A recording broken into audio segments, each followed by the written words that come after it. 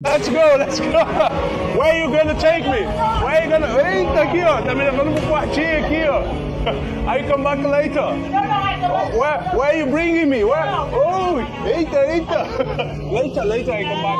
No, later I come back. Later I come back. No, later. It's too early. It's too early. No. It's too early, no. It's too early. You go first. Oh, I'm joking. Aí, eita, tá querendo, né, filha? Pour comprendre la Chine, il faut d'abord comprendre les gens qui y vivent. La Chine peut être un endroit fantastique, surtout dans les grandes villes comme Shanghai, Guangzhou, Hong Kong et Macao. Les touristes qui visitent ces régions sont souvent émerveillés par les paysages urbains et la vie dans ces métropoles, au point d'oublier qu'ils se trouvent dans un pays techniquement communiste, très différent du nôtre. Bien sûr, il n'y a rien de mal à voyager dans ces villes et à oublier cet aspect, car cela n'aura probablement aucune incidence pour vous en tant que touriste. Cependant, le vrai défi, ou devrais-je dire, la véritable aventure commence lorsque vous devenez une célébrité parmi les Chinois. Vous verrez des gens qui voudront prendre des photos avec vous, obtenir votre contact WeChat ou même des femmes nombreuses désireuses de vous ajouter pour sortir ensemble. Soyez très prudents et ne vous laissez pas emporter, car certaines de ces femmes sont mariées, d'autres sont des arnaqueuses, et il y a bien d'autres pièges dont je parlerai dans d'autres vidéos. La Chine est vraiment un pays incroyable, et nous en discutons souvent ici. Mais avec le temps, comme toute personne qui devient un peu célèbre et attire l'attention, vous risquez d'en avoir assez d'être constamment abordé, surtout si vous vous démarquez physiquement des Chinois. Par exemple, si vous êtes une personne noire, voudront prendre des photos avec vous ou même envahir votre espace personnel. Prenons le cas de cette femme ici, qui était assise sur la plage lorsque des hommes âgés sont venus la filmer, la toucher et même essayer de l'embrasser sans raison apparente. Croyez-le ou non, dans les régions reculées où de nombreux Chinois n'ont jamais vu d'étrangers, cela peut être encore pire. C'est comme si vous étiez un extraterrestre tout juste arrivé.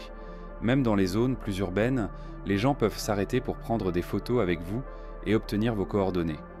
Beaucoup d'entre eux ont un objectif commun, montrer sur les réseaux sociaux qu'ils ont rencontré quelqu'un de célèbre. Si vous ne l'avez pas encore compris, laissez-moi vous expliquer. En Chine, il est assez courant que les gens cherchent à se démarquer sur les réseaux sociaux et, d'une certaine manière, à attirer l'attention des autres en montrant qu'ils sont différents.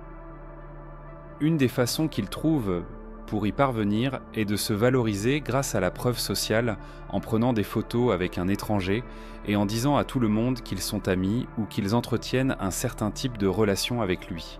Cela fait de vous quelqu'un de perçu comme célèbre, simplement parce que vous connaissez quelqu'un de l'étranger et avez des contacts internationaux. Et si vous rencontrez une Chinoise lors de ces échanges et que vous commencez une relation avec elle, vous pouvez être sûr que beaucoup de beaux-parents vous traiteront comme un véritable roi, proclamant fièrement à tout le voisinage que leur fille sort avec un étranger. Cela s'explique par le fait que leur réputation s'en trouve également rehaussée. Peut-être qu'ils ne vous aiment pas tant que ça, ni les étrangers en général, mais l'opinion des voisins et l'image positive renvoyée à la société sont des éléments qui leur tiennent à cœur et qui augmentent le statut de la famille. Dans leur culture, l'opinion des autres a souvent bien plus de poids que leur propre opinion. Cela peut sembler exagéré, voire étrange dans certains cas, mais si vous aimez vraiment la personne avec qui vous êtes en relation, la meilleure chose à faire est d'ignorer ces détails. Mais je voudrais vous lancer un autre avertissement. Ne soyez pas un étranger trop enthousiaste à l'idée de chercher des femmes dans les bars et les boîtes de nuit. Beaucoup d'entre elles peuvent être mariées, arnaqueuses ou même faire partie de factions dangereuses. Alors avant de penser que vous faites de bonnes rencontres avec des Chinoises, soyez bien conscient de l'endroit où vous vous trouvez, ou mieux encore, évitez tout simplement ces lieux. Alors jusqu'ici, vous aimez cette vidéo? N'oubliez pas de laisser un like et de vérifier si vous êtes abonné à la chaîne. Attention au divorce. Si un jour vous pensez visiter ou même vivre dans notre merveilleuse Chine, soyez très prudent avant de vous marier avec une personne d'ici. Je ne fais pas seulement référence aux différences culturelles car ce sont des choses avec lesquelles vous pouvez apprendre à vivre. Ce dont je parle, c'est de la région où elle habite, car cela pourrait entraîner de nombreux problèmes si un jour vous et votre épouse décidez de divorcer. Si vous ne le savez pas, dans certaines régions de Chine, comme à Guangzhou, votre divorce peut devenir une affaire de l'État et non une décision qui vous appartient. En d'autres termes, vous ne pourrez pas vous séparer officiellement tant que vous n'aurez pas passé les examens requis par les autorités pour valider cette séparation. Et avant de vous expliquer comment fonctionnent ces examens, je dois ouvrir une parenthèse très importante pour évoquer les raisons qui ont conduit de nombreuses régions du pays à adopter ce type de règles pour empêcher les divorces. La principale raison est liée au taux de natalité du pays. Autrement dit, de nos jours, peu de gens veulent avoir des enfants. La Chine compte un nombre bien plus élevé de personnes âgées que de jeunes ou d'enfants. Cela découle en partie de la politique de l'enfant unique instaurée par Deng Xiaoping et mise en œuvre par le gouvernement chinois comme mesure de protection et de contrôle face à l'accroissement rapide de la population dans les années 80. Pour résumer simplement, la Chine connaissait une croissance démographique très rapide avec de nombreuses naissances, et le gouvernement craignait une surpopulation ainsi que la crise qui en découlerait. Ils ont donc fini par créer une loi interdisant aux familles d'avoir plus d'un enfant. Évidemment, cela a eu des conséquences très sérieuses, même après la révocation de cette loi. Avec les familles ayant moins d'enfants et les jeunes mariés souhaitant divorcer rapidement, de nombreuses régions, avec le soutien de l'État, ont décidé de rendre ce processus plus difficile en exigeant des examens pour déterminer si le couple est réellement apte à divorcer. Il est important de préciser que je n'ai pas accès à des documents officiels répertoriant toutes les provinces et régions qui ont adopté ces mesures. Des provinces comme Jiangsu appliquent généralement ce type d'examen. Bien que cela ne soit pas une loi nationale, il est important de savoir que de nombreuses régions éloignées des grands centres urbains mettent en place ces procédures. Ces examens de divorce fonctionnent essentiellement de la manière suivante. Vous et votre épouse vous présentez devant un officier de justice pour passer un examen, un peu comme un concours d'entrée à l'université. Selon les autorités, ces examens visent à évaluer la situation réelle du couple. Le test comprend différents formats de questions, tels que des affirmations à confirmer ou à infirmer, des réponses brèves, des questions de type vrai ou faux, et bien d'autres. Les questions peuvent porter sur des éléments simples comme des dates importantes, la date du mariage, la naissance des enfants, ou encore la dernière fois que vous avez emmené votre épouse sortir, et ainsi de suite. Mais comme il s'agit d'un examen, il est courant de voir des questions plus variées et parfois déconcertantes, telles que le nom complet des parents de votre conjoint ou même leur âge.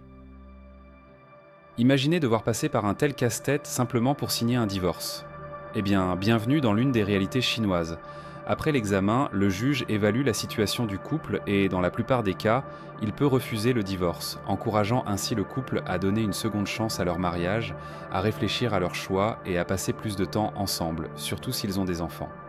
Actuellement, la politique de l'enfant unique n'est plus en vigueur et le gouvernement incite la population à avoir plus d'enfants pour soutenir le système public.